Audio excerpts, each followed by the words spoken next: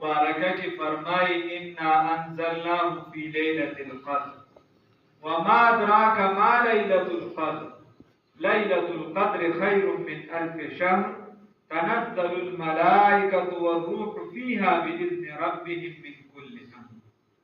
سلام هي حتى مطلع عزتمندو دی صورت کې داسې راځي وي دي کې چې دی عظمت د قرآن ذکر دی او عظمت د هغه شپې ذکر دی په کومه کې چې قرآن نازل شوی خبره داسې ده چې د رمضان میاشت او بیا د رمضان المبارک په میاشت کې اخیره عشره او بیا په اخیره عشره کې چې دی بیا اخیره صحنی دی او په دې کې په حدیث کې راځي چې دا ناتکه شپې دا الله رب العزت ته ډیر زیاتې یعنی ګرانې او تاسو لیلۃ القدر په دې شپو کې تلاش او دا لیلۃ القدر په جندل فقط چې دا څه شي دا علی الله رب العزت تعریف پخپلک الله وی انا انزلناه فی لیلۃ القدر و یقینا دا قرآن من نازل کړی ګوره د قرآن نسبت یې خپل ځان ته وکړه لکه څنګه چې د الله کلام دی مکه شانې نسبت خپل ځان ته وکړي چې من نازل کړی نو دا قرآن ډیر عظیم کتاب دی الله وی من نازل کړی دی ما نازل کړی دی الله فی لیلۃ القدر فاغشفا د قدر کی او تاسو به انت د سورۃ الدخان په سر کې بالکل لاغلی فی لیلۃ مبارکۃ فاغشفا مبارکہ کی فی لیلۃ مبارکہ اوس خبره ده چې د غشفه مبارکه دا څه شی ده نو الله بخبل او ما ادراک ما لیلۃ القدر تا ته معلومه ده تا ته پته ده چې دا لیلۃ القدر لا څه شی ده لیلۃ القدر کیا چی دا پته نه رسول الله صلی الله علیه وسلم یو بیر روته او دا اراده وا چې زه د شپه خلکو ته متعینه کړم چې دا د دوه مسلمانانو جګړه وه رسول الله صلی الله علیه وسلم بیا ونبودله او احادیثو کې راځي د بعض علماو رایې دا ده چې په دې ټول کال کې دا لیلۃ القدر تعالی شي بعض علما فرمایي چې په دې میاشت کې دا لیلۃ القدر د شپه تعالی شي بعض علما فرمایي په دې اخیره عشره کې او بعض علما فرمایي په ناتقوش کې څنګه چې حدیث کې راځي او اکثر او جمهور امت وایي چې په ویشتمه شي اوس خبره دا چې کوم علما وایي چې په ټول کال کې د شپه تعالی شي نو دا غیم مقصد دا چې ټول کال موږ د شپې عبادت لازم چې بس یو شپه او دې کې حکمت هم دا دی چې چاته یو شپه خاصي و چې پلان کې شپه لیلۃ القدر دی نو ټول شپه کمړی او ژوندې خلکو راځو په خوشحالي او په غم خو بس نه د شپې سبب راځو وی به چې بس صرف د عبادت ته د زور میاشتو برابر او نور به اسم یا که صرف لا سره خاص وي نه دا حکمت پکې دا چې ته په ټول کال کې عبادت کې عبادت پتا د خپل رب د ملازم ته ټول کال سجده ټول کال لازم ده دا الله وجل ټول کال لازم دي نو د دې ودی بیا چې چا ویلي چې په اخري عشره کې د نغیب کې دا حکمت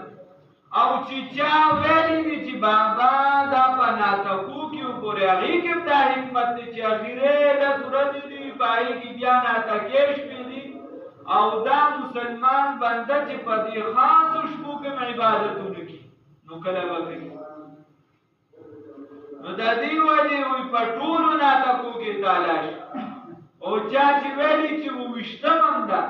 نو هغه وی چې کم از کم چې دا وشتمه خو درنه پاتې نشي بابا کنه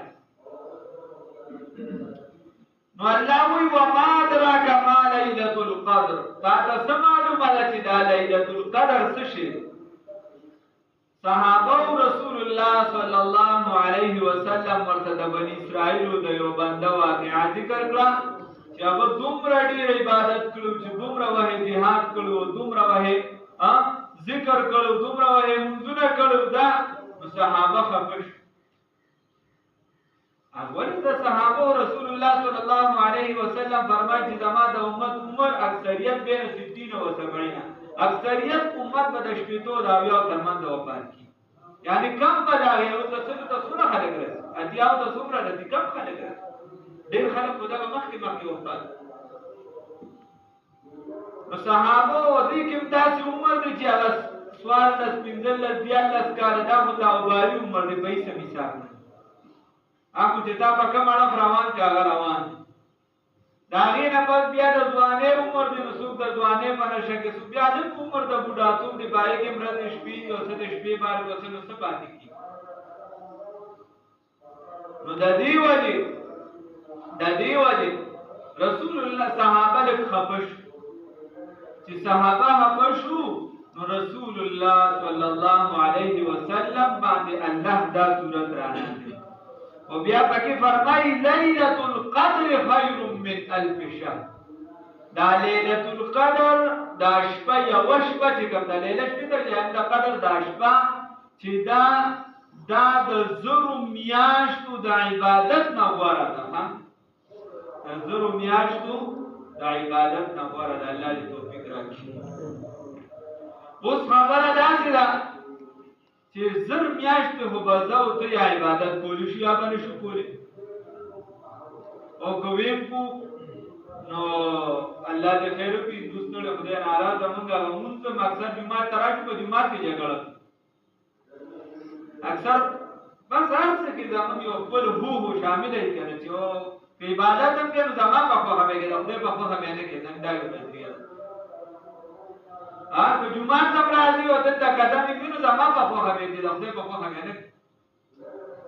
که دلته بلې هم بلې نو ګورې زما په خوښه به بلې خدای په خوښه به نه کړي لوډ سپیکر هم لګې زما په خوښه به لګېده خدای په خوښه به نه لګي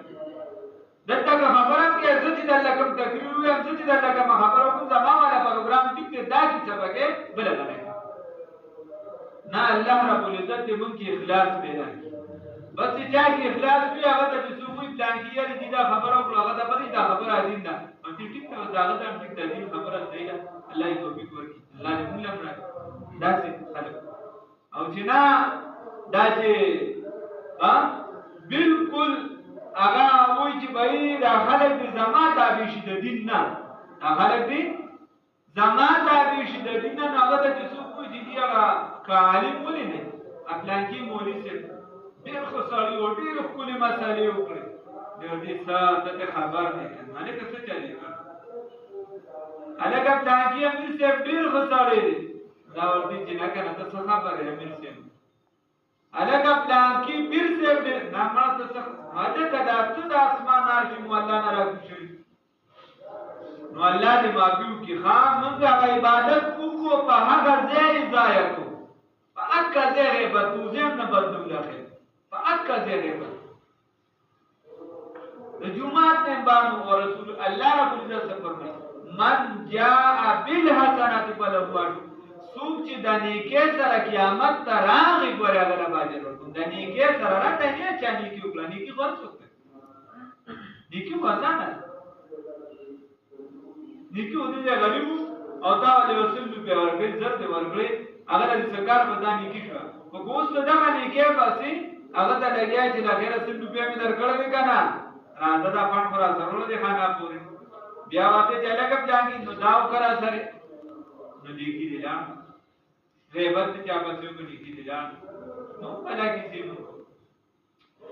الله فرمایي لیلۃ القدر خیر من الف شهر دا شپه د قدر دا غوره ده د زرو میاشتو د عبادت نه الله دې توفیق راکړي تنزل الملائکة والروح فیها فرشتی را نازلیږي په دې کې او روح په دې کې نازلیږي اوس دا روح څه شي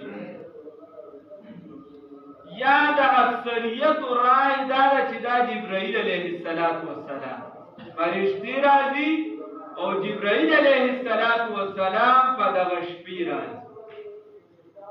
اوس کوم ځای ته راځي؟ نو یا